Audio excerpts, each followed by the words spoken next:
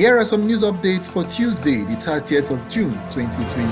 President Muhammadu Buhari on Monday approved the lifting of restrictions on interstate travels effective from Tuesday, the 30th of June, and also extended the second phase of the relaxed lockdown by 4 weeks beginning Tuesday, June 30th, 2020 to midnight of Monday, July 27th, 2020.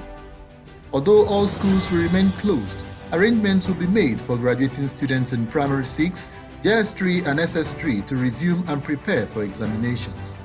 Chairman of the Presidential Task Force on COVID-19, Boss Mustafa, and PTF Coordinator, Sani Aliyu, made the disclosure in Abuja during the daily briefings on coronavirus pandemic.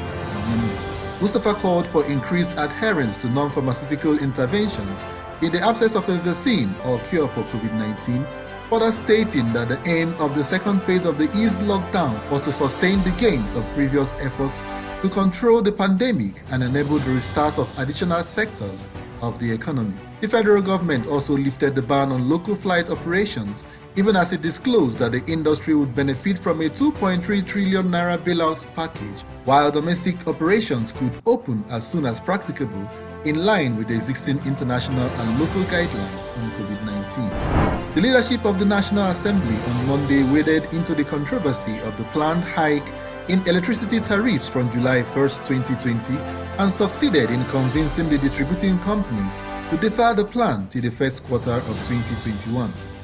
The President of Senate, Ahmad Lawan, the Speaker of the House of Representatives, Femi Gbadagbiamila, and other principal officers of the two chambers met at the National Assembly with the chief executives of the government electricity regulatory body and discos across the country. The National Assembly leaders were emphatic at the meeting that the timing of the planned hike was wrong, even though they had not much issue with the need to introduce a cost-reflective tariff for the power sector to attract the much-needed investment, while the meeting agreed to defer the planned hike till first quarter of 2021. The Minister of Agriculture and Rural Development, Sabo Nanono, has stated that the federal government has set aside 600 billion naira as a loan to support farmers in Nigeria. The minister, who was in Kano for the launch of the 2020 wet season, which took place at the Tofei community of Gabasawa local government area, stated that no fewer than 2.4 million farmers will benefit from the loan, which has zero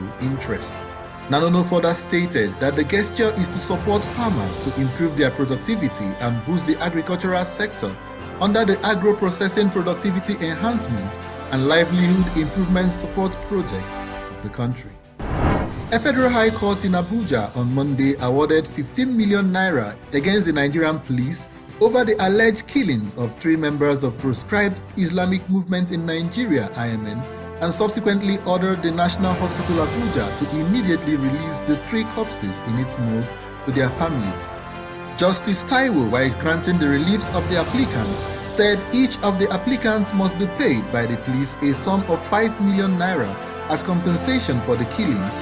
making the total sum of 15 million, but declined to grant the prayers that the Nigerian police should tender an apology in 2 national newspapers. In the 3 separate charges brought against the Nigerian police, Suleiman Shehu, Mahdi Musa and Biliaminu Abubakar Faska were alleged to have been killed by the agents of the force on July 22, 2019, while on a peaceful protest to demand for the freedom of their Islamic leader Ibrahim El-Zakzaki and his wife at the Federal Secretariat in Abuja. A pair of sacred statues allegedly looted during Nigeria's 1960s civil war has fetched 212,500 euros at an auction in Paris. The Igbo statues were sold on Monday by the Christie's auction house, which defended the sales and said that the artworks were legitimately acquired when a Princeton scholar, Chika Okeke-Agulu, alongside Nigeria's National Commission for Museum and Monuments, raised an alarm earlier this month that the objects were looted